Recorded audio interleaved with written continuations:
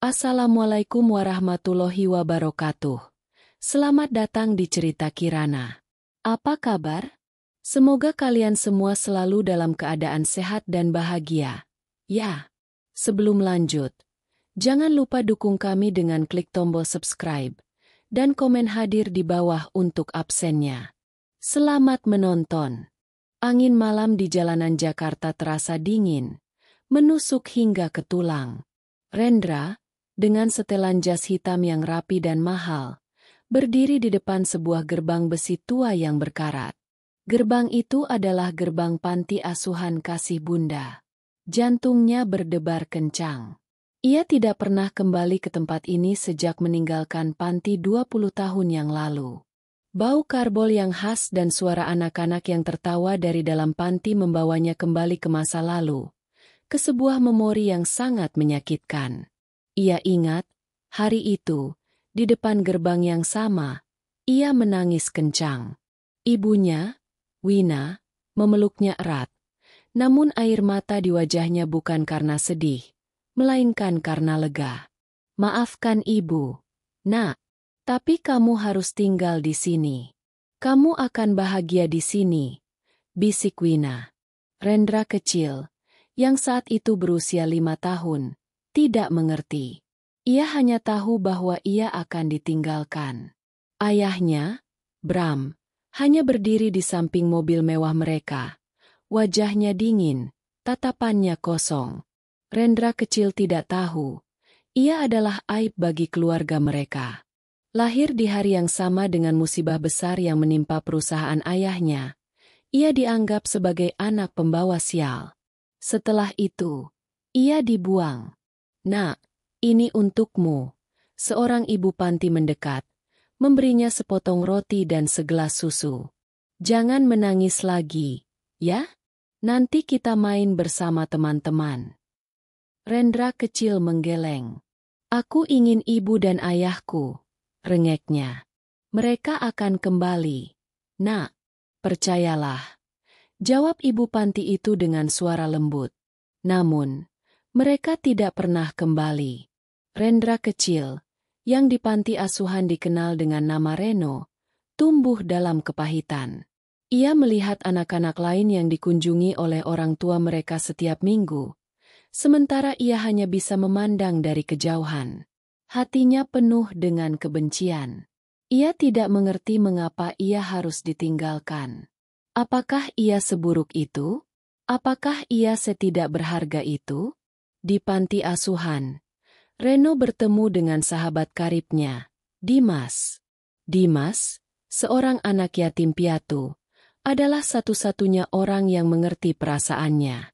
Mereka berjanji, suatu hari nanti, mereka akan menjadi orang sukses dan tidak akan pernah meninggalkan satu sama lain. Janji itu menjadi motivasi terbesar bagi Rendra. Ia belajar dengan giat, menjadi anak terpintar di panti. Ia membaca buku apapun yang ia temukan, mulai dari buku cerita, buku sejarah, hingga buku-buku bisnis. Ia ingin tahu, apa yang membuat orang tuanya tega membuangnya? Ia ingin tahu, apa itu bisnis yang membuat ayahnya begitu sibuk hingga tidak bisa memikirkan anaknya sendiri? Suatu hari, ketika ia sedang membaca buku tentang strategi bisnis, seorang pria parubaya datang ke panti asuhan. Pria itu adalah Pak Surya, seorang pengusaha sukses yang tulus dan berhati mulia. Ia adalah paman Rendra, adik dari Bram, ayah kandungnya. Pak Surya yang selama ini tinggal di luar negeri, baru mengetahui bahwa Rendra dibuang oleh kakaknya setelah ia kembali ke Indonesia. Ia mencari tahu keberadaan Rendra, dan akhirnya menemukannya di panti asuhan Kasih Bunda. "Reno, maukah kamu ikut dengan Paman?" tanya Pak Surya. "Paman akan memberikan kamu kehidupan yang lebih baik." Reno, yang saat itu berusia 10 tahun, menatap mata Pak Surya. Ia melihat ketulusan di sana. Hatinya yang dingin mulai mencair. Ia mengangguk. Itulah hari di mana hidup Rendra berubah total. Ia meninggalkan panti asuhan, meninggalkan nama Reno, dan kembali menjadi Rendra. Pak Surya tidak hanya mengadopsinya, tetapi juga mengajarkan Rendra segalanya tentang bisnis. Rendra adalah murid yang sangat cerdas. Ia menyerap semua pengetahuan seperti spons. Ia belajar tentang investasi, manajemen, dan strategi pemasaran. Ia bekerja keras siang dan malam, tidak pernah berhenti. Ia tahu, satu-satunya cara untuk membalas dendam adalah dengan menjadi lebih kuat, lebih sukses, dan lebih kaya dari orang tua kandungnya. Pak Surya tidak hanya mengajari Rendra tentang bisnis, tetapi juga tentang kehidupan.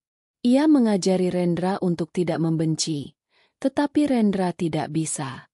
Dendam di hatinya sudah terlalu dalam. Namun, ia berjanji pada dirinya sendiri bahwa ia tidak akan pernah membiarkan dendam itu menguasai dirinya sepenuhnya. Ia akan menggunakannya sebagai motivasi, sebagai bahan bakar untuk mencapai tujuannya.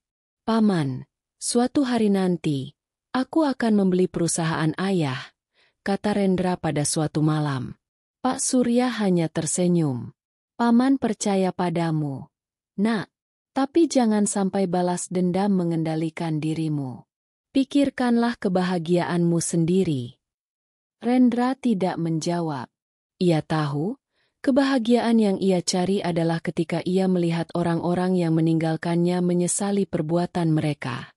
Seiring berjalannya waktu, Rendra tumbuh menjadi seorang pria yang karismatik dan cerdas. Ia lulus dari universitas terbaik di dunia, dengan gelar ganda di bidang bisnis dan keuangan. Ia kembali ke Indonesia, siap untuk memulai rencana balas dendamnya. Ia tidak lagi peduli dengan cinta atau kebahagiaan. Yang ia pedulikan hanyalah membalas dendam. Balas dendam yang telah ia siapkan selama 20 tahun. Rendra memegang erat kunci mobil mewah di tangannya. Ia menghela napas panjang. Wina, Bram, Aditya, tunggulah, bisiknya. Aku akan kembali. Dan kali ini, kalian yang akan merasakan penderitaan. Ia masuk ke dalam mobilnya dan melaju pergi, meninggalkan gerbang panti asuhan Kasih Bunda. Jantungnya masih berdebar kencang, namun kali ini bukan karena takut atau sedih, melainkan karena gairah. Gairah untuk membalas dendam. Gairah untuk membuktikan bahwa ia tidak pernah pantas dibuang. Ia adalah Rendra, anak yang dibuang, yang kembali sebagai CEO sukses. Dan ia akan membuat mereka menyesal. 20 tahun telah berlalu. Kota Jakarta telah berubah drastis. Tetapi satu hal yang tidak berubah adalah permainan kekuasaan di antara para konglomeratnya. Nama Rendra, yang kini menjadi CEO Kencana Group, perusahaan properti terbesar di Asia, menjadi buah bibir. Ia dikenal sebagai seorang pengusaha muda yang misterius dan kejam. Ia tidak pernah tampil di media, dan foto-fotonya sangat jarang beredar. Reputasinya dibangun dari keberhasilan-keberhasilan besarnya dan cara-cara kejamnya dalam menyingkirkan pesaing. Rendra sedang duduk di dalam kantornya yang mewah di lantai teratas gedung pencakar langit. Dinding kaca di belakangnya memperlihatkan pemandangan kota Jakarta yang gemerlap di malam hari. Di hadapannya, Bram, ayah kandungnya, duduk dengan wajah pucat. Wajah Bram, yang dulunya penuh dengan kesombongan, kini dipenuhi dengan keputusasaan. Rambutnya memutih, dan kerutan di wajahnya terlihat jelas. Ia tidak mengenali Rendra, putranya sendiri. Perusahaan Bram, yang dulunya adalah raksasa di industri properti, kini berada di ambang kebangkrutan. Pesaing-pesaingnya telah menyingkirkannya satu persatu, dan proyek-proyeknya yang gagal telah membuatnya terlilit utang. Bram datang menemui Rendra untuk meminta bantuan. Tuan Rendra, saya Bram. Saya mewakili perusahaan saya, PT Abadi Jaya, ingin meminta bantuan Anda, kata Bram dengan suara bergetar. Rendra tidak menjawab. Ia hanya menatap Bram dengan dingin. Matanya, yang dulunya dipenuhi dengan air mata, kini dipenuhi dengan keangkuhan. Ia menikmati setiap detik penderitaan yang terpancar dari wajah Bram.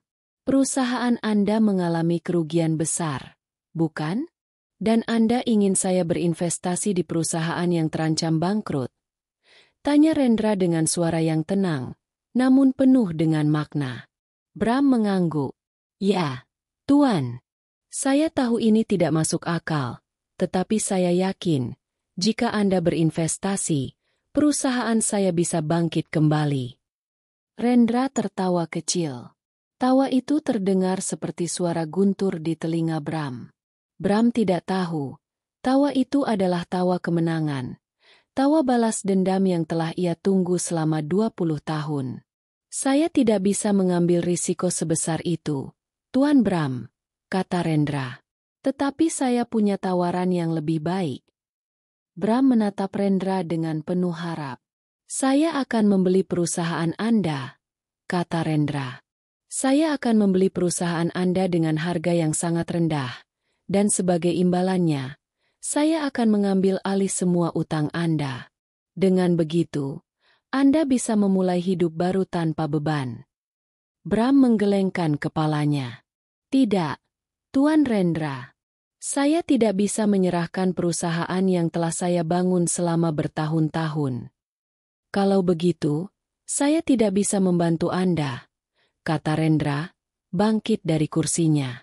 Pikirkanlah baik-baik, Tuan Bram. Saya akan menunggu jawaban Anda.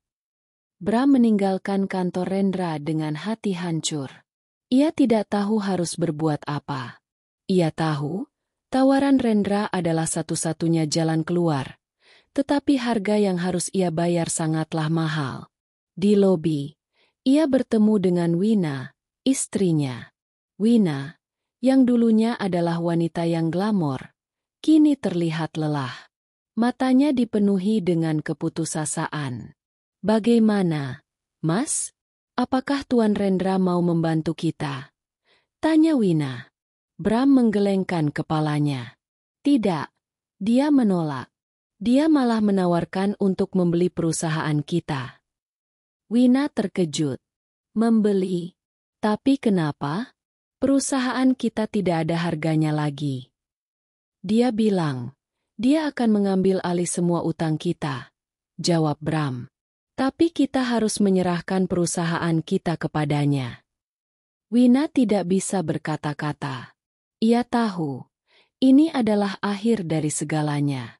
Mereka tidak hanya akan kehilangan perusahaan, tetapi juga harga diri mereka. Sementara itu, di kantornya, Rendra sedang berbincang dengan Pak Surya. Apakah kamu yakin dengan ini, Nak?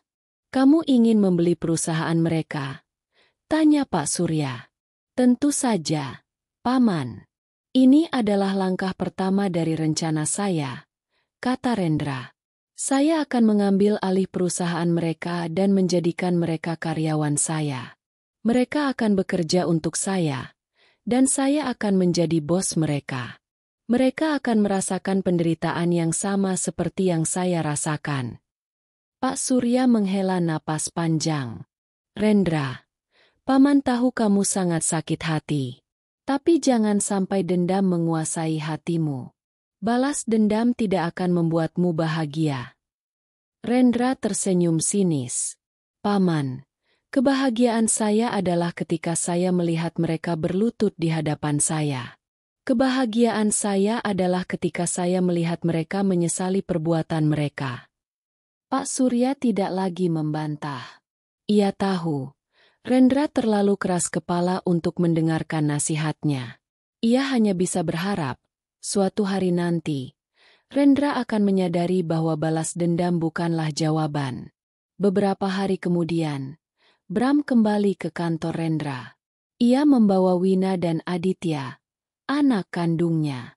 Aditya, yang dulunya adalah anak yang manja, kini terlihat frustasi. Ia tidak bisa lagi menikmati kehidupan mewah yang dulunya ia miliki. Tuan Rendra, kami menerima tawaran Anda, kata Bram dengan suara bergetar. Kami akan menyerahkan perusahaan kami kepada Anda. Rendra tersenyum puas. Bagus. Saya akan menyiapkan kontraknya. Besok, kita akan menandatanganinya. Wina, yang tidak bisa menahan perasaannya, melangkah maju. Tuan Rendra, apakah kamu tidak punya hati? Apa yang telah kami lakukan hingga kamu tega melakukan ini kepada kami? Rendra menatap Wina dengan dingin. Ia tidak menjawab. Ia hanya menunjuk ke arah pintu. Saya rasa, pembicaraan kita sudah selesai. Saya akan menghubungi Anda besok untuk menandatangani kontraknya. Wina, Bram, dan Aditya meninggalkan kantor Rendra dengan hati hancur. Mereka tidak tahu, di dalam ruangan itu, Rendra menatap mereka dari kejauhan. Wajahnya, yang dulunya dipenuhi dengan kesedihan, kini dipenuhi dengan kemenangan. Ia tahu, permainan telah dimulai. Dan ia akan menjadi pemenangnya. Ia mengambil teleponnya dan menelepon Pak Surya. Paman, besok kita akan menandatangani kontraknya. Dan setelah itu, saya akan mengumumkan bahwa saya adalah pemilik baru PT Abadi Jaya. Pak Surya hanya menghela napas panjang. Semoga kamu tidak menyesal, Nak. Rendra tidak menyesal. Ia tahu, ini hanyalah awal dari segalanya. Ia akan membalas dendam. Dan ia akan melakukannya dengan cara yang paling kejam. Ia akan memastikan bahwa Wina, Bram, dan Aditya menyesali perbuatan mereka. Menyesali telah membuangnya. Dan ia akan melakukannya dengan cara yang tidak akan pernah mereka lupakan. Hari itu, suasana di kantor pusat PT Abadi Jaya terasa mencekam. Para karyawan berkumpul di lobi, berbisik-bisik dan menatap tegang ke arah podium. Sebuah spanduk besar bertuliskan, Kencana Group dan PT Abadi Jaya, A New Beginning, terbentang di belakangnya. Di depan podium, Bram dan Wina berdiri dengan wajah kusam, seolah-olah mereka telah kehilangan semua gairah hidup. Mereka tidak lagi mengenakan pakaian mewah, melainkan setelan sederhana yang tampak terlalu besar di tubuh mereka. Di samping mereka, Aditya terus-menerus mengutak-atik ponselnya. Wajahnya penuh amarah dan kekecewaan. Ia tidak bisa menerima kenyataan bahwa hidup mewah yang telah ia nikmati selama ini akan berakhir. Tepat pukul 9 pagi, Rendra memasuki lobi. Ia mengenakan setelan jas abu-abu gelap, dengan aura yang dingin dan mengintimidasi. Langkahnya mantap, tatapannya tajam. Ia melangkah naik ke podium dan berdiri di samping Bram, yang menunduk, tidak berani menatap mata putranya sendiri. Rendra mengambil mikrofon, dan suaranya yang dalam menggema di seluruh ruangan. Selamat pagi, saya Rendra, CEO Kencana Group. Hari ini, saya dengan bangga mengumumkan bahwa PT Abadi Jaya telah resmi menjadi bagian dari keluarga Kencana Group. Kami akan bekerja sama untuk membangun masa depan yang lebih cerah bagi perusahaan ini. Para karyawan terkejut, namun mereka tidak berani mengeluarkan suara. Mereka tahu, Rendra adalah orang yang ditakuti. Mereka hanya bisa berharap, di bawah kepemimpinan Rendra, nasib mereka akan menjadi lebih baik. Setelah pidatonya selesai, Rendra menunjuk ke arah Pak Surya, yang berdiri di sampingnya. Mulai hari ini, Pak Bram akan menyerahkan posisinya sebagai direktur utama kepada saya, dan Pak Surya, sebagai perwakilan dari Kencana Group, akan menjadi direktur operasional. Wina menahan napas. Ia tidak tahu Rendra akan melakukan ini. Ia pikir, Rendra hanya akan mengambil alih perusahaan, bukan mengambil alih kekuasaan. Bagaimana dengan kami? Tanya Bram dengan suara bergetar. Apa yang akan terjadi pada kami? Rendra tersenyum dingin. Tentu saja, Tuan Bram. Anda dan keluarga Anda akan tetap berada di sini. Saya akan mengangkat Tuan Bram sebagai manajer umum, Nyonya Wina sebagai manajer keuangan, dan Tuan Aditya sebagai kepala departemen pemasaran. Wina, Bram, dan Aditya terkejut. Mereka tidak menyangka Rendra akan memberi mereka posisi. Tetapi, posisi-posisi itu adalah posisi yang jauh lebih rendah dari yang mereka miliki sebelumnya. Mereka harus bekerja di bawah Rendra, di bawah kendali putranya sendiri. Mereka harus menerima kenyataan bahwa mereka adalah bawahan, bukan lagi atasan. Setelah pertemuan selesai, Rendra memanggil Wina, Bram, dan Aditya ke ruangannya, yang dulunya adalah ruangan Bram. Ruangan itu telah diubah total. Dinding-dindingnya dicat dengan warna abu-abu gelap, dan furniturnya diganti dengan yang lebih modern dan minimalis. Di dinding, sebuah lukisan besar tergantung, sebuah lukisan tentang seorang anak laki-laki yang sendirian di sebuah panti asuhan. Rendra sengaja menempatkan lukisan itu di sana, sebagai pengingat bagi mereka. "Duduklah," kata Rendra, menunjuk ke sofa. Ia duduk di kursinya, dengan wajah yang dingin dan tanpa emosi. "Tuan Rendra, mengapa Anda melakukan ini?" tanya Wina. "Kami pikir Anda akan memecat kami." "Tentu saja tidak, Nyonya Wina," kata Rendra. "Kalian adalah keluarga saya, dan saya tidak akan membiarkan keluarga saya menderita. Tetapi, saya ingin kalian tahu, di sini, di perusahaan ini, kalian harus memanggil saya Tuan Rendra, bukan Rendra. Kalian harus bekerja keras, dan kalian harus mengikuti semua perintah saya. Jika kalian tidak bisa, saya akan memecat kalian, dan saya tidak akan memberikan kalian sepeser pun." Aditya, yang tidak bisa menahan amarahnya, berdiri. "Kau bajingan. Kau sengaja melakukan ini untuk mempermalukan kami, kan? Kau ingin kami berlutut di hadapanmu." "Aditya, diam," bentak Bram. Rendra tidak bergeming. Ia menatap Aditya dengan tatapan tajam. "Tentu saja, Tuan Aditya. Saya ingin kalian berlutut di hadapan saya.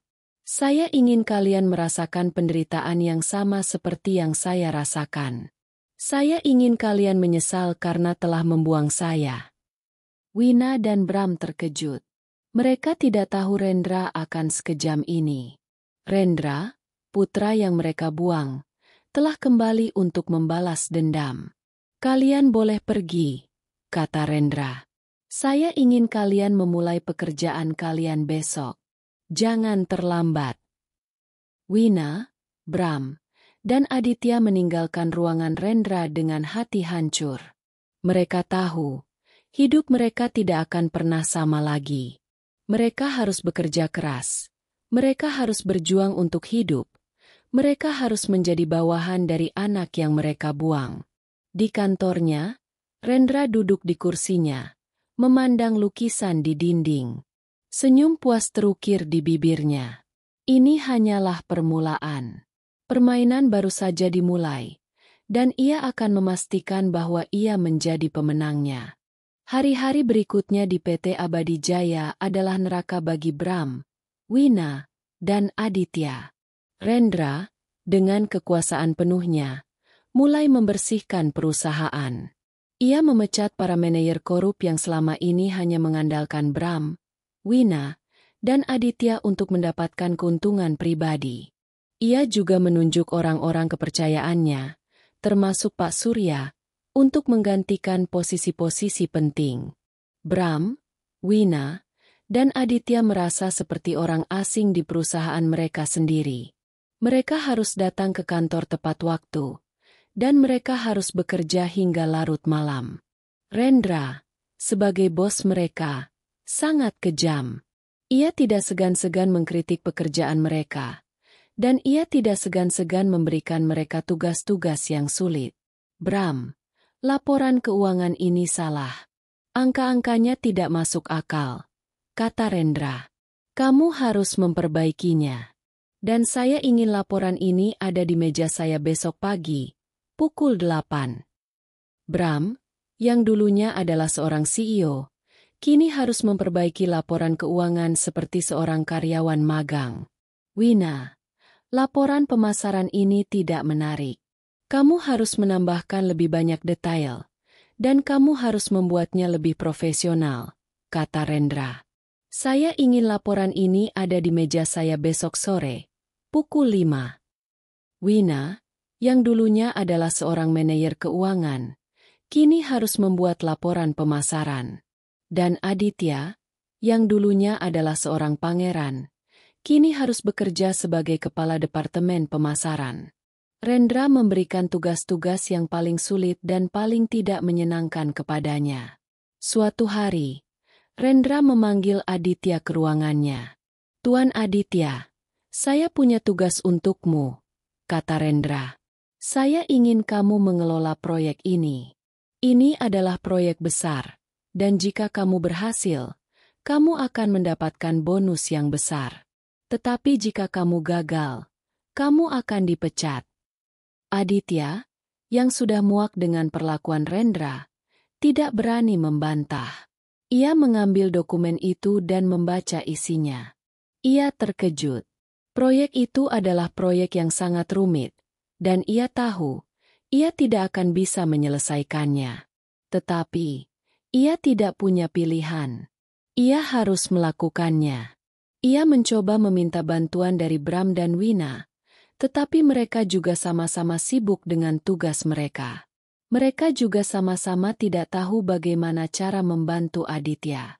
Aditya, dalam keputusasiannya, menghubungi teman-temannya yang kaya, tetapi tidak ada yang mau membantunya. Mereka tahu, Rendra adalah orang yang berbahaya, dan mereka tidak ingin terlibat dalam permainannya. Beberapa minggu kemudian, Aditya datang ke kantor Rendra dengan wajah yang pucat. Ia gagal. Proyek itu gagal, dan ia menderita kerugian besar. "Maafkan saya, Tuan Rendra," kata Aditya. Suaranya bergetar. "Saya gagal. Saya tidak bisa menyelesaikan proyek ini." Rendra tersenyum puas. "Saya tahu, Tuan Aditya. Saya tahu kamu akan gagal." Aditya terkejut. "Maksudmu?" "Saya sengaja memberikanmu proyek itu, Tuan Aditya," kata Rendra. "Saya tahu kamu tidak akan bisa menyelesaikannya. Saya ingin kamu merasakan penderitaan yang sama seperti yang saya rasakan. Saya ingin kamu merasakan bagaimana rasanya gagal, bagaimana rasanya kehilangan segalanya." Aditya tidak bisa berkata-kata. Ia tahu, ia telah masuk ke dalam jebakan Rendra. Rendra sengaja menjebaknya, dan ia tidak bisa melakukan apapun untuk melawannya. Setelah Aditya pergi, Rendra menghubungi Bram dan Wina. "Saya ingin kalian datang ke kantor saya sekarang," katanya dengan suara dingin. Bram dan Wina datang ke ruangan Rendra. Wajah mereka penuh dengan kepahitan. Mereka tahu Rendra akan melakukan sesuatu yang buruk. "Saya ingin kalian tahu, Tuan Bram dan Nyonya Wina," kata Rendra. "Anak kesayangan kalian, Aditya, telah gagal. Ia telah membuat perusahaan rugi besar, dan ia akan dipecat." Bram dan Wina terkejut. Mereka tidak menyangka Rendra akan memecat Aditya. "Tuan Rendra, tolong jangan pecat Aditya," kata Wina. Matanya berkaca-kaca. "Dia tidak sengaja. Dia hanya tidak tahu harus berbuat apa. Dia harus menerima konsekuensinya." "Nyonya Wina," kata Rendra. "Sama seperti saya harus menerima konsekuensi karena telah menjadi anak pembawa sial." Wina dan Bram berlutut di hadapan Rendra. Mereka memohon-mohon, tetapi Rendra tidak bergeming. Ia hanya menatap mereka dengan tatapan dingin. Tatapan yang sama dengan tatapan yang mereka berikan kepadanya 20 tahun yang lalu. "Tolong jangan lakukan ini, Tuan Rendra," kata Bram. "Kami akan melakukan apapun yang Anda inginkan. Kami akan bekerja lebih keras. Kami akan melakukan apapun." "Sudah terlambat, Tuan Bram," kata Rendra. "Kalian punya kesempatan. Tapi kalian tidak mengambilnya. Sekarang, saya akan mengambil semua yang kalian miliki. Dan saya akan membuat kalian menyesal. Saya akan membuat kalian menyesal telah membuang saya. Rendra meninggalkan ruangan, meninggalkan Bram dan Wina yang berlutut di lantai. Hatinya, yang dulunya penuh dengan kesedihan, kini dipenuhi dengan kebahagiaan. Ia tahu, ini hanyalah permulaan. Permainan belum berakhir. Dan ia akan memenangkan permainan ini. Kabar tentang pemecatan Aditya dari PT Abadi Jaya menyebar dengan cepat di kalangan elit bisnis Jakarta. Berita itu menjadi gosip terpanas. Bagaimana mungkin seorang pewaris tunggal seperti Aditya bisa dipecat dari perusahaan keluarganya sendiri? Dan mengapa ia dipecat oleh seorang Rendra? Seorang pengusaha misterius yang tiba-tiba muncul dan mengambil alih segalanya? Bram dan Wina, yang kini hanya karyawan biasa, hidup dalam penderitaan. Mereka harus bekerja keras dari pagi hingga malam, dan mereka tidak lagi menikmati kemewahan yang dulu mereka miliki. Mereka tinggal di rumah yang jauh lebih kecil dan menjual semua perhiasan dan mobil mewah mereka untuk membayar utang. Wina tidak bisa tidur. Ia terus memikirkan kata-kata Rendra. Saya ingin kalian menyesal karena telah membuang saya. Kata-kata itu terus-menerus terngiang di telinganya. Ia mulai merasa ada sesuatu yang aneh. Ia merasa ada hubungan antara Rendra dan masa lalu mereka. Tetapi, ia tidak bisa mengingatnya. Ia tahu, ia pernah membuang seorang anak, tetapi anak itu sudah lama hilang. Tidak mungkin anak itu kembali sebagai seorang CEO. Dalam keputusasaannya, Wina mencari tahu tentang Rendra. Ia menghubungi teman-temannya yang masih memiliki koneksi, dan meminta mereka untuk mencari informasi tentang Rendra. Ia bahkan meminta Bram untuk mencari informasi tentang Rendra. Bram, yang tidak berdaya, setuju. Ia juga merasa ada sesuatu yang aneh dengan Rendra. Tatapan mata Rendra, senyumnya yang sinis, dan suaranya yang dingin, semua itu terasa familiar, tetapi ia tidak bisa mengingatnya. Pencarian mereka tidak membuahkan hasil. Rendra adalah orang yang sangat misterius. Tidak ada yang tahu latar belakangnya. Fotonya tidak pernah dipublikasikan, dan informasinya sangat sedikit. Bram dan Wina semakin putus asa. Suatu hari, Bram bertemu dengan seorang teman lama. Teman itu bekerja sebagai detektif swasta. Bram meminta temannya untuk mencari tahu tentang Rendra. Teman itu menolak pada awalnya, tetapi Bram memaksanya, berjanji akan membayar dengan harga yang sangat mahal. Akhirnya, detektif itu setuju. Beberapa minggu kemudian, detektif itu datang ke rumah Bram. Ia membawa sebuah berkas berisi informasi tentang Rendra. Bram dan Wina duduk di sofa. Jantung mereka berdebar kencang. Detektif itu mulai bercerita. Rendra adalah seorang anak yatim piatu yang diadopsi oleh seorang pengusaha kaya. Sebelum diadopsi, ia tinggal di sebuah panti asuhan Kasih Bunda. Ia diadopsi ketika ia berusia 10 tahun, dan namanya diganti menjadi Rendra. Wina menahan napas. Ia ingat panti asuhan Kasih Bunda. Itu adalah panti asuhan yang sama di mana ia membuang putranya 20 tahun yang lalu. Bram menatap Wina. Wajahnya pucat pasi. Tidak mungkin, bisik Wina. Ada lagi, kata detektif itu. Nama anak itu adalah Reno. Ia dibuang oleh orang tuanya, Bram dan Wina. Dan ia adalah anak kandung kalian. Berkas itu jatuh dari tangan Bram. Ia dan Wina tidak bisa berkata-kata. Mereka tidak bisa percaya. Anak yang mereka buang, anak yang mereka anggap pembawa sial, telah kembali. Anak itu adalah Rendra, CEO Kencana Group, orang yang telah menghancurkan hidup mereka. Wina menangis. Air mata penyesalan mengalir deras di wajahnya. Ini semua salahku, bisiknya. Ini semua salahku. Bram menatap Wina. Matanya dipenuhi dengan keputusasaan. Apa yang harus kita lakukan? Apa yang harus kita lakukan, Wina? Kita harus menemuinya, kata Wina. Kita harus menemuinya, dan kita harus meminta maaf. Mereka pergi ke kantor Rendra. Mereka masuk ke dalam ruangan Rendra dan melihat lukisan anak laki-laki di panti asuhan. Mereka tahu, itu adalah Rendra. Itu adalah Reno, anak mereka. Wina berlutut di hadapan Rendra. Air mata mengalir di wajahnya. Rendra, anakku, maafkan ibu. Maafkan kami. Kami salah. Kami telah membuangmu. Kami menyesal. Tolong maafkan kami. Bram juga berlutut. Rendra, kami tidak tahu. Kami tidak tahu bahwa kamu akan kembali. Kami salah. Kami telah melakukan dosa besar. Tolong maafkan kami. Rendra tidak bergeming. Ia menatap mereka dengan tatapan dingin. Tatapan yang sama dengan tatapan yang mereka berikan kepadanya 20 tahun yang lalu. Sudah terlambat, katanya. Kalian punya kesempatan, tapi kalian tidak mengambilnya. Kalian membuang saya. Kalian membuang saya seperti sampah.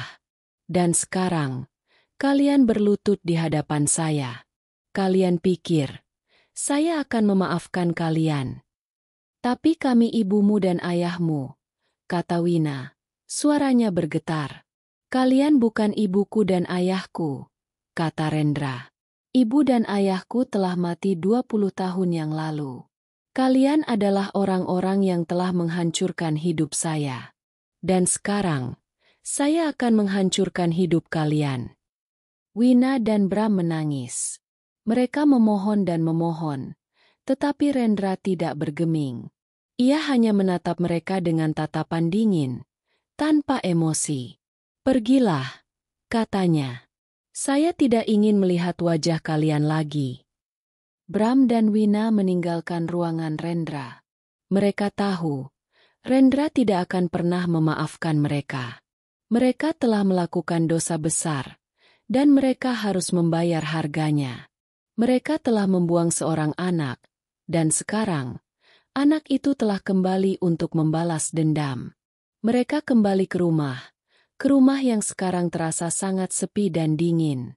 Mereka tidak bisa makan, tidak bisa tidur. Mereka terus memikirkan Rendra, putra yang mereka buang. Mereka menyesal, tetapi penyesalan itu sudah terlambat. Kabar tentang identitas Rendra sebagai anak yang dibuang oleh Bram dan Wina menyebar dengan cepat.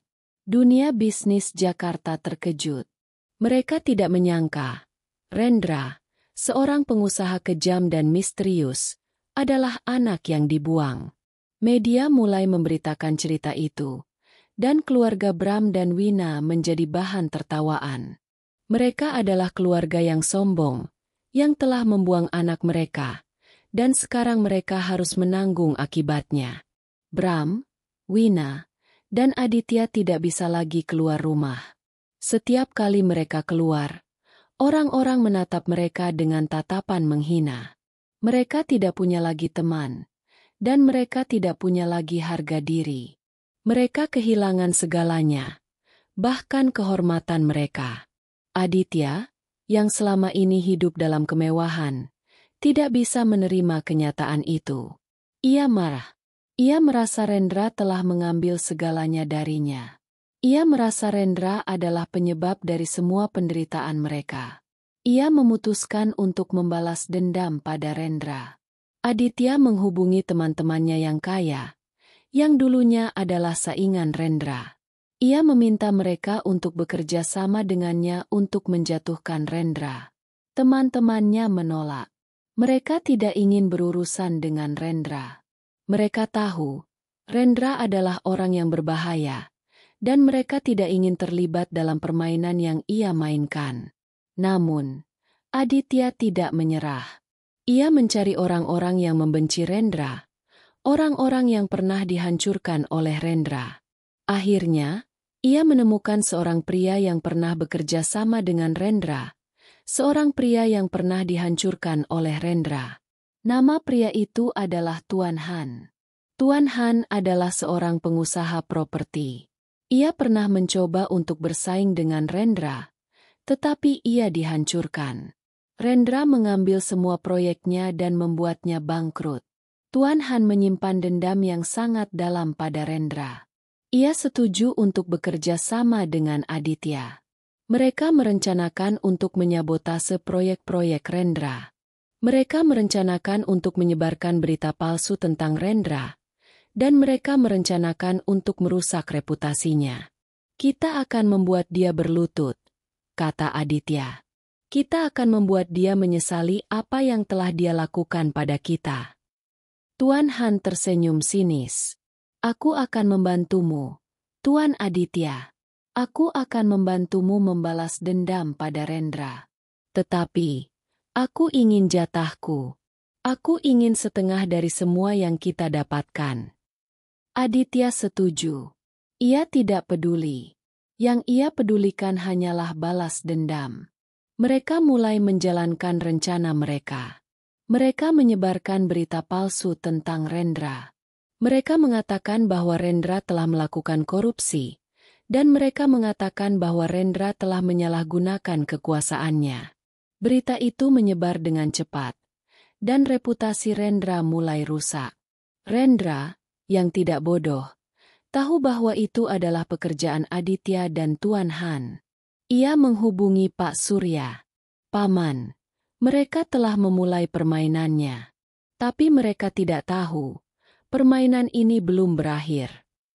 Rendra, dengan kekuasaannya, mulai membalas. Ia menggunakan koneksinya di media untuk membantah berita palsu itu. Ia juga menggunakan koneksinya di kalangan pengusaha untuk menghancurkan bisnis Tuan Han. Ia membeli semua utang Tuan Han, dan ia mengancam akan menyita semua asetnya jika ia tidak berhenti bekerja sama dengan Aditya.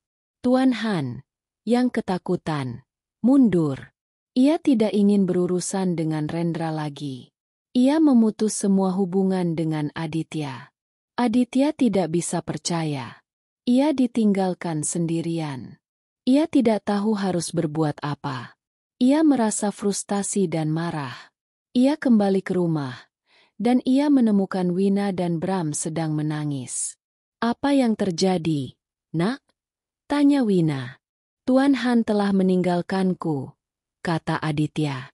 Ia tidak mau bekerja sama denganku lagi. Wina dan Bram terkejut. Mereka tidak menyangka Rendra akan sekejam ini. Apa yang harus kita lakukan?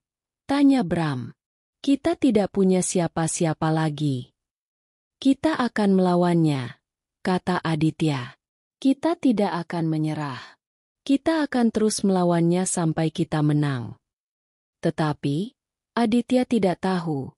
Ia sedang bermain dengan api. Rendra tidak akan berhenti sampai ia menghancurkan mereka. Rendra, yang dulunya adalah seorang anak yang dibuang, kini telah menjadi penguasa.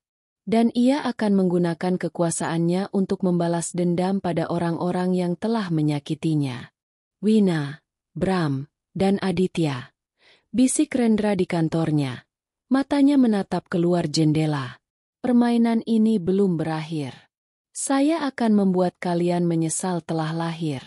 Saya akan membuat kalian menyesal telah membuang saya. Kekalahan Aditya dalam usahanya menjatuhkan Rendra membuat keluarga Bram dan Wina semakin terpuruk.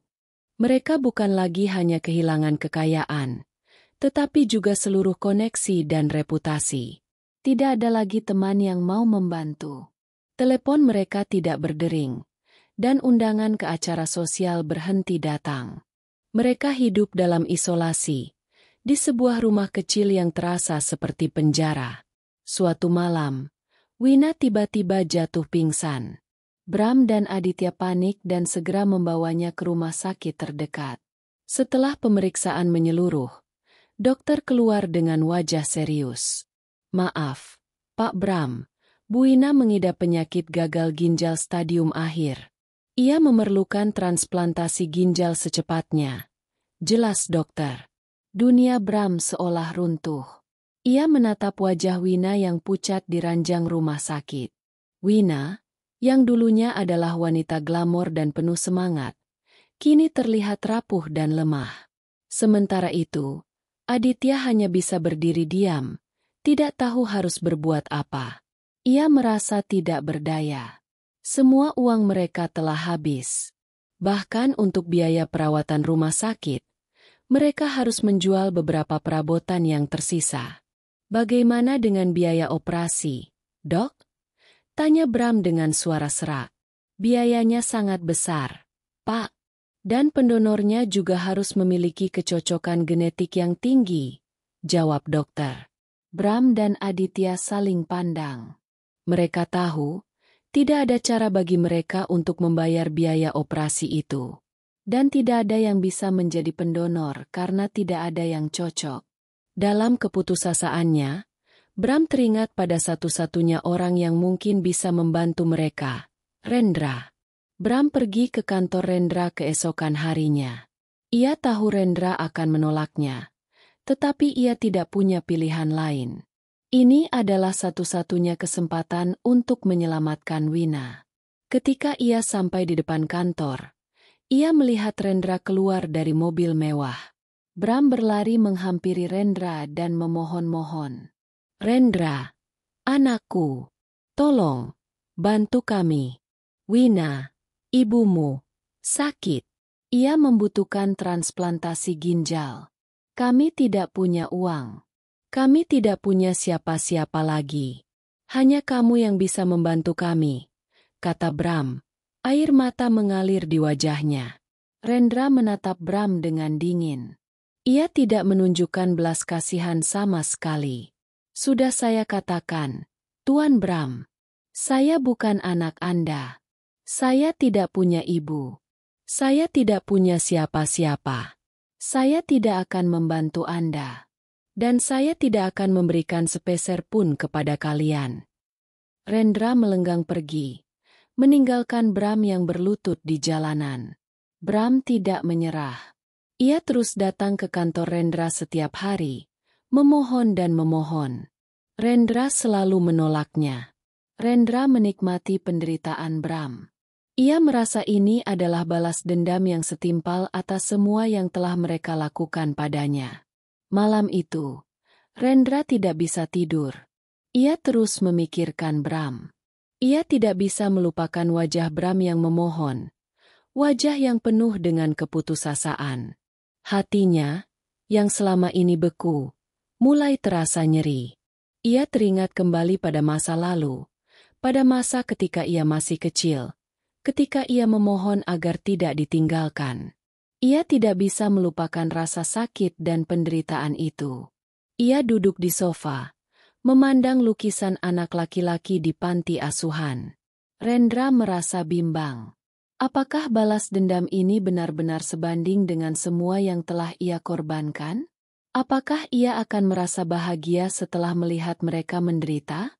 Ia tidak tahu. Ia hanya tahu, ia tidak lagi merasa puas. Ia merasa kosong. Esok paginya, Rendra pergi ke panti asuhan. Ia ingin berbicara dengan ibu panti. Ibu panti, yang sekarang sudah sangat tua, masih mengingat Rendra. Reno, anakku, kata ibu panti. Paman Rendra sering memberitahu ibu tentangmu. Kamu sudah sukses. Ibu panti, saya ingin bertanya.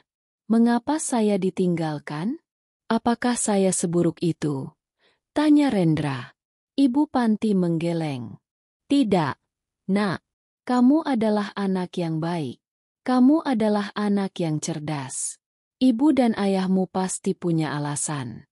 Mereka pasti terpaksa melakukannya. Rendra tidak percaya. Mereka terpaksa? Mereka membuang saya karena saya pembawa sial. Mereka hidup dalam kemewahan, sementara saya hidup dalam penderitaan. Nak, ibu tahu kamu sangat sakit hati. Tapi balas dendam tidak akan membuatmu bahagia. Belajarlah untuk memaafkan. Memaafkan tidak akan membuatmu menjadi lemah.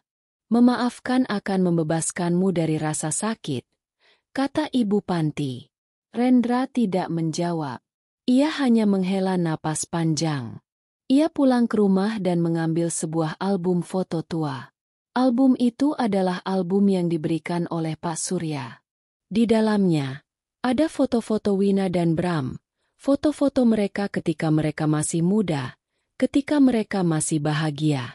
Ia juga melihat foto dirinya, foto ketika ia masih bayi. Ia tidak tahu, ia memiliki foto-foto ini. Ia selalu berpikir ia tidak punya masa lalu. Ia tidak punya keluarga. Hatinya hancur. Ia tidak tahu harus berbuat apa. Ia bimbang. Ia tidak tahu apakah ia harus melanjutkan balas dendamnya atau memaafkan mereka. Ia tahu, jika ia memaafkan mereka, ia akan kehilangan segalanya. Ia akan kehilangan harga dirinya. Ia akan kehilangan semua yang telah ia perjuangkan. Tetapi, jika ia tidak memaafkan mereka, ia akan kehilangan jiwanya. Malam itu, Rendra duduk di kantornya, menatap keluar jendela. Hujan turun dengan deras. Rendra teringat kembali pada masa lalu, pada masa ketika ia masih kecil, ketika ia dibuang. Ia tidak lagi melihat Wina dan Bram sebagai musuh. Ia melihat mereka sebagai orang tua yang putus asa, yang terpaksa melakukan hal yang paling kejam. Ia tidak lagi merasa marah. Ia merasa sedih. Ia mengambil teleponnya dan menelepon Bram. "Tuan Bram, saya akan membantu Anda. Tetapi, dengan satu syarat." Telepon dari Rendra mengejutkan Bram. Ia tidak menyangka Rendra akan meneleponnya. Jantungnya berdebar kencang. Ia tahu, Rendra pasti punya syarat yang berat. "Apa syaratnya, Tuan Rendra?" tanya Bram dengan suara gemetar. "Saya akan mendonorkan ginjal saya untuk Wina," kata Rendra. "Tapi saya akan mengambil alih semua aset yang tersisa milik kalian. Dan kalian tidak akan mendapatkan sepeser pun." Bram terkejut. Ia tidak menyangka Rendra akan mendonorkan ginjalnya. Ia tidak menyangka Rendra akan melakukan pengorbanan sebesar itu. Ia menangis. "Terima kasih, Rendra. Terima kasih banyak. Kami akan melakukan apapun yang kamu inginkan." Wina, yang mendengar percakapan itu, menangis. Ia tidak menyangka, putra yang ia buang, putra yang ia sakiti, akan menyelamatkan hidupnya. Ia merasa malu. Ia merasa bersalah. Rendra menepati janjinya. Ia mengatur semuanya. Ia mendonorkan ginjalnya untuk Wina. Operasi berjalan lancar. Wina pulih. Dan ia kembali ke rumahnya. Bram dan Aditya tidak tahu harus berbuat apa. Mereka merasa malu. Mereka merasa bersalah. Mereka tidak bisa menatap wajah Rendra. Rendra telah melakukan pengorbanan yang sangat besar. Ia telah menyelamatkan Wina. Dan ia telah memberikan mereka kesempatan kedua. Beberapa hari kemudian, Bram dan Wina pergi ke kantor Rendra. Mereka tidak lagi mengenakan pakaian sederhana. Mereka mengenakan pakaian yang rapi. Pakaian yang sama dengan pakaian yang mereka kenakan ketika mereka bertemu Rendra untuk pertama kalinya. Mereka berlutut di hadapan Rendra. Dan mereka menangis. "Rendra, maafkan kami," kata Wina. "Kami tidak tahu. Kami tidak tahu bahwa kamu akan seberani ini.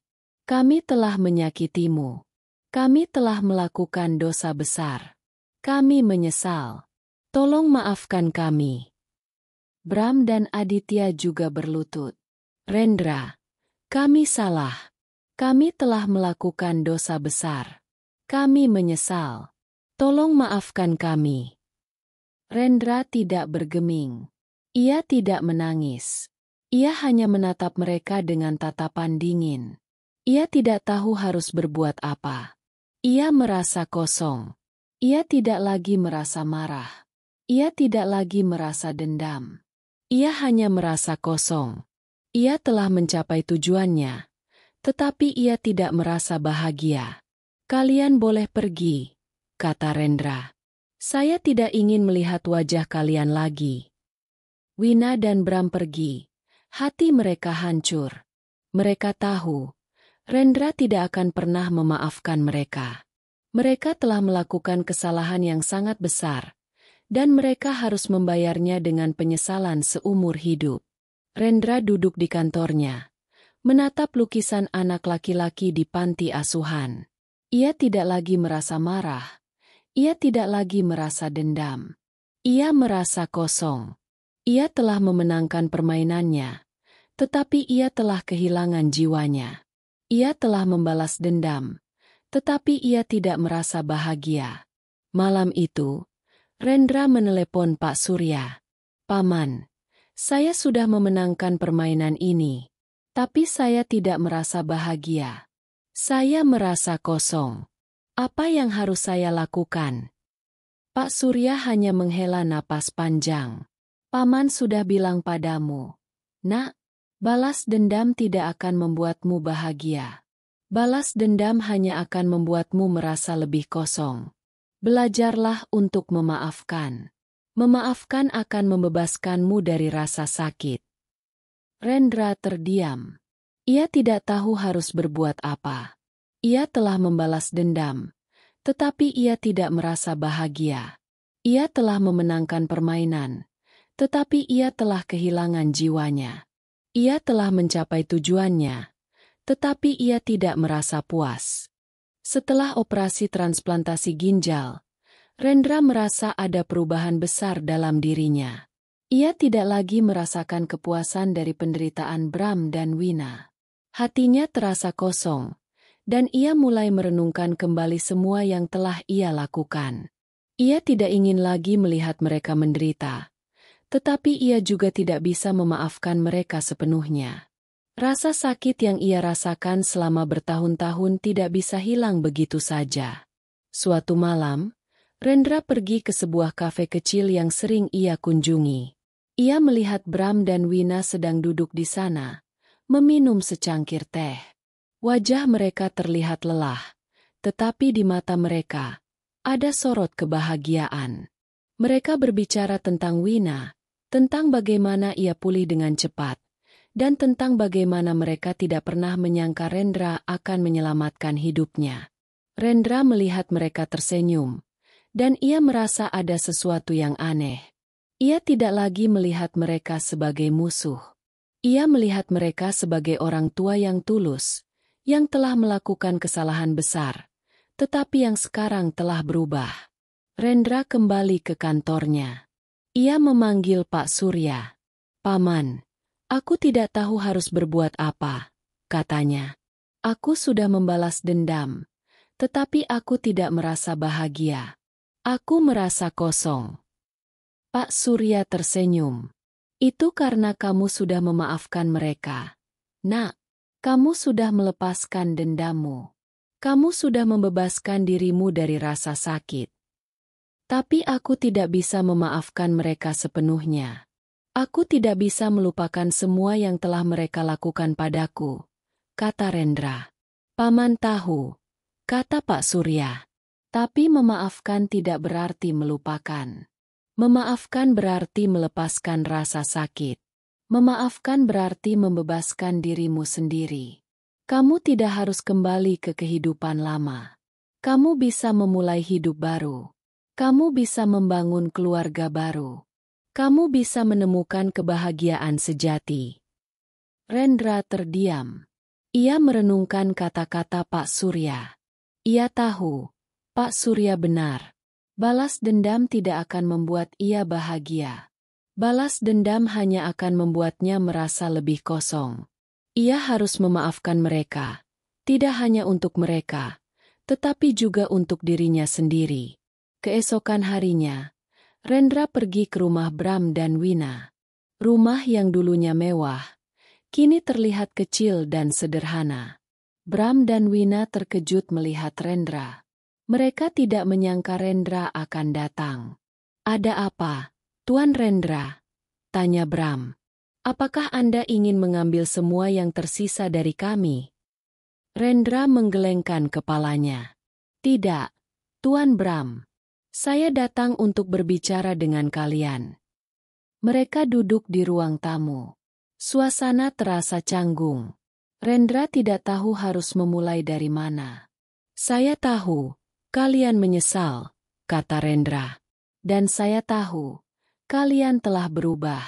Saya melihat kalian kemarin di kafe. Kalian terlihat bahagia. Wina menangis. Kami tidak bahagia, Rendra. Kami hanya bersyukur. Kami bersyukur kamu menyelamatkan ibu. Kami bersyukur kamu memberikan kami kesempatan kedua. Rendra menatap Wina. Air matanya menetes. Ia tidak pernah berpikir ia akan menangis lagi. Ia memeluk Wina. Ibu, bisiknya. Maafkan saya. Maafkan saya karena telah membuat kalian menderita. Saya tidak tahu harus berbuat apa. Saya hanya ingin membalas dendam. Wina memeluk Rendra erat. Ibu juga minta maaf. Nak, ibu dan ayah menyesal.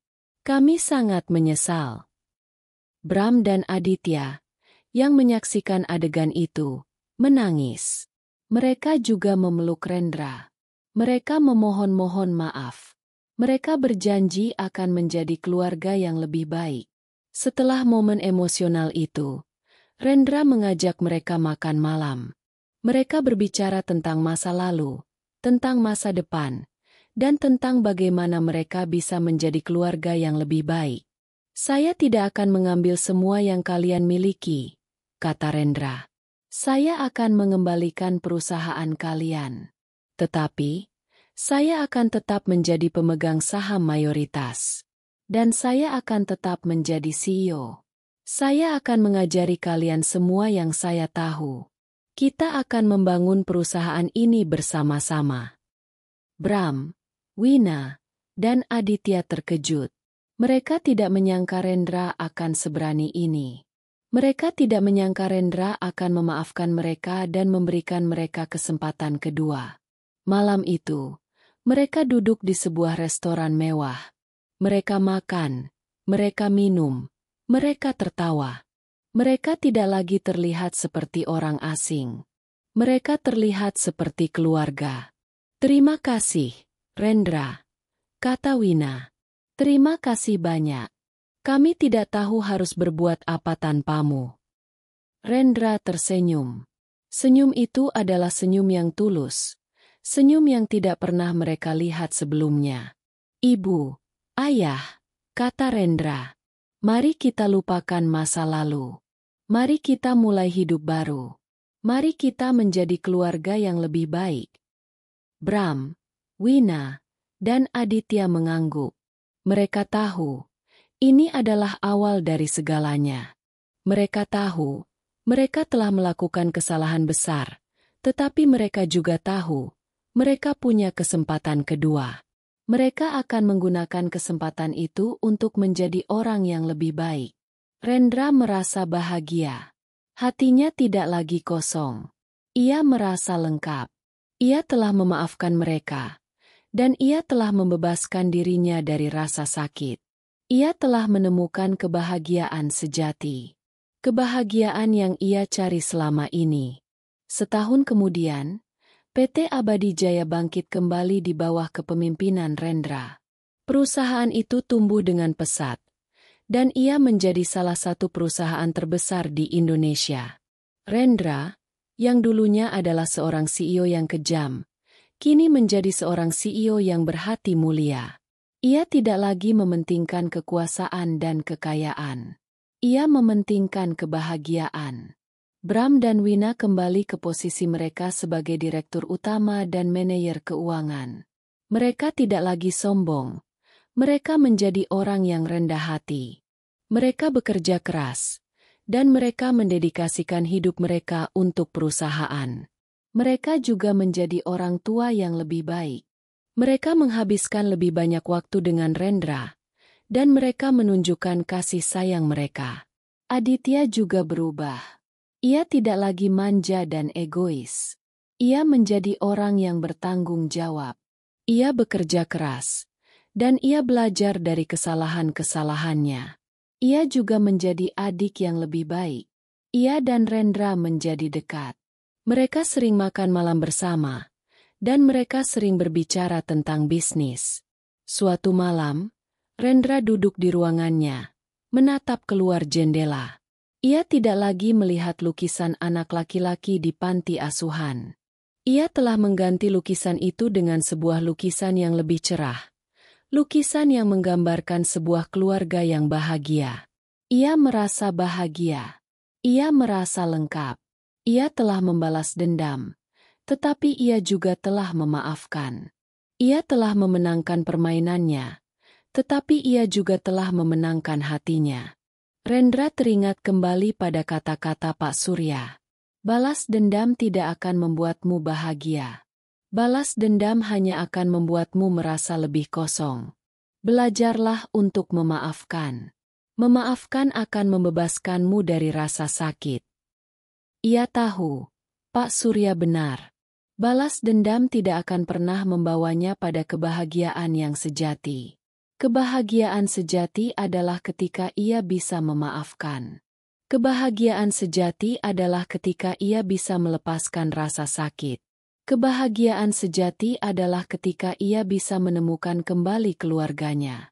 Malam itu, Rendra, Bram, Wina, dan Aditya makan malam di sebuah restoran. Mereka duduk di sebuah meja bundar. Mereka makan, mereka minum. Mereka tertawa. Mereka tidak lagi terlihat seperti orang asing.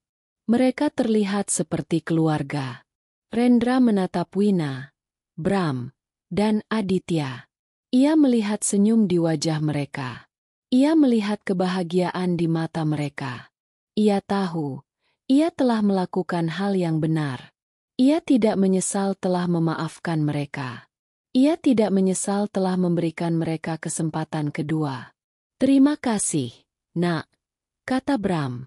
Terima kasih telah memberikan kami kesempatan kedua. Rendra tersenyum. Tidak, Ayah. Terima kasih karena telah memberikanku kesempatan kedua. Mereka berpelukan. Mereka tidak lagi merasa malu. Mereka tidak lagi merasa bersalah. Mereka merasa bahagia. Mereka merasa lengkap. Rendra pulang ke rumahnya. Ia duduk di ruang tamu, memandang lukisan di dinding. Ia tidak lagi merasa kosong. Ia merasa bahagia. Ia merasa lengkap. Ia telah memenangkan permainannya. Ia telah membalas dendam. Tetapi, ia telah menemukan kebahagiaan sejati.